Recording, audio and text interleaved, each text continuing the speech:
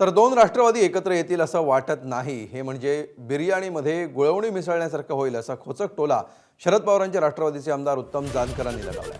अजित पवार सध्या सत्तेसोबत आहेत, त्यामुळे दोन राष्ट्रवादी एकत्र यायचे असतील तर अजितदादांना सत्तेतून बाहेर पडावं लागेल असाही टोला आमदार जानकरांनी लगावलाय। मला वाटत नाही की ते एकत्र येतील, कारण पवार साहेबांचा विचार हा वेगळा आहे आणि अजितदादा सत्तेसोबत आहेत।